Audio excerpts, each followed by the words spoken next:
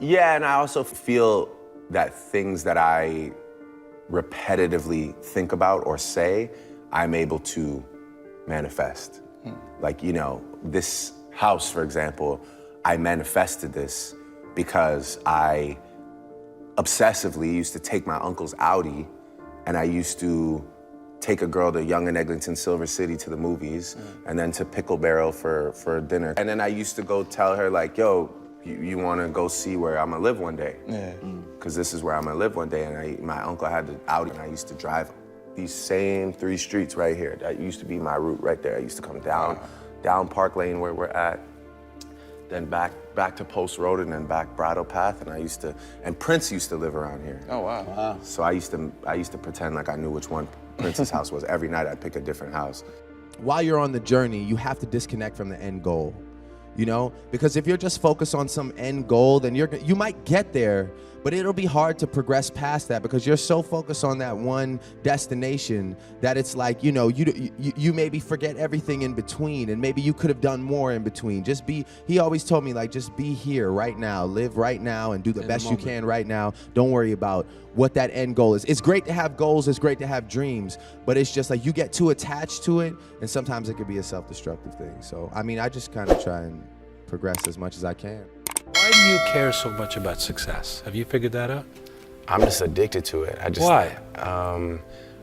I think that I've sacrificed so much for it already and dedicated so much of my time that I have to push it as far as I possibly can, because I've given up a lot of years as far as maybe like nurturing like personal relationships go, and you know, trying to build things like a family or a relationship, or I don't do any of that. I just kind of work. At this point in my life, I'm okay with that.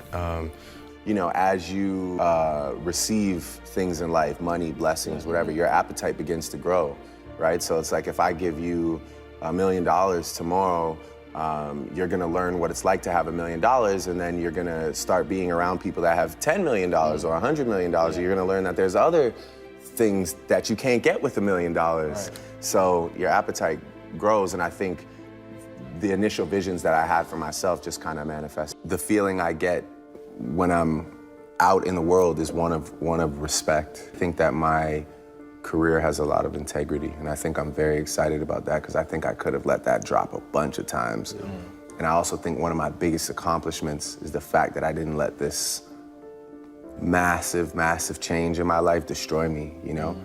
I still don't do drugs, you know, I drink, but even if I drink every day, I don't drink to black out, I don't drink to escape my sadness, I don't drink to the point that it affects my family or my career.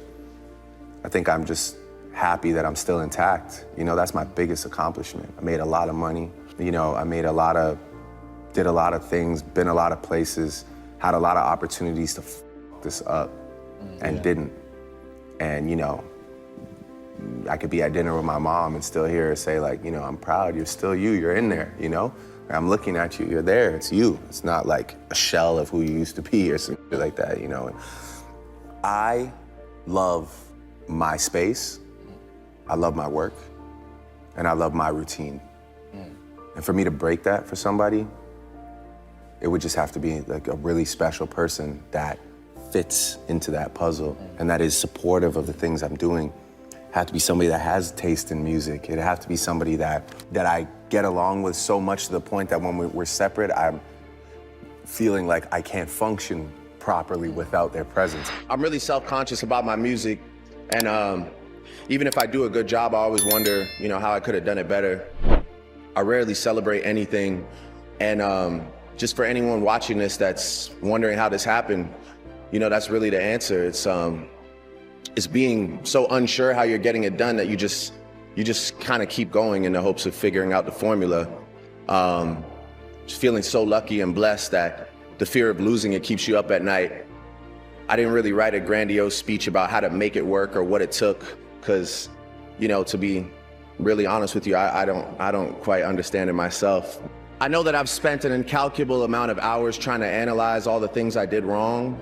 You know, when I made a choice to start singing, it was because of something that my father had told me, which was, you know, there's no rapper out there that sings and raps and does it well, does both things well.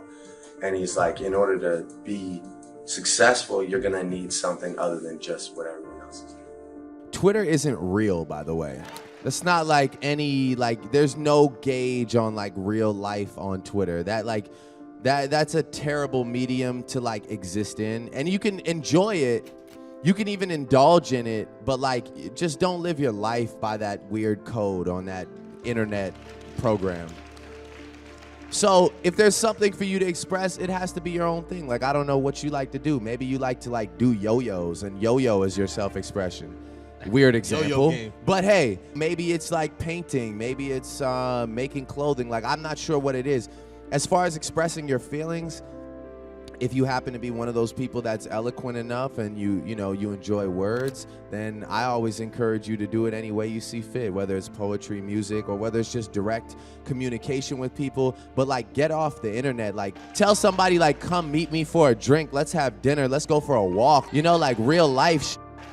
I don't know. Anybody, what you have to understand is like, there's a way to exist in this world that's like, we've never had it before, but like, I strongly believe in the fact that if you have a good product, for the first time ever, there's a way to like get the world to hear your product.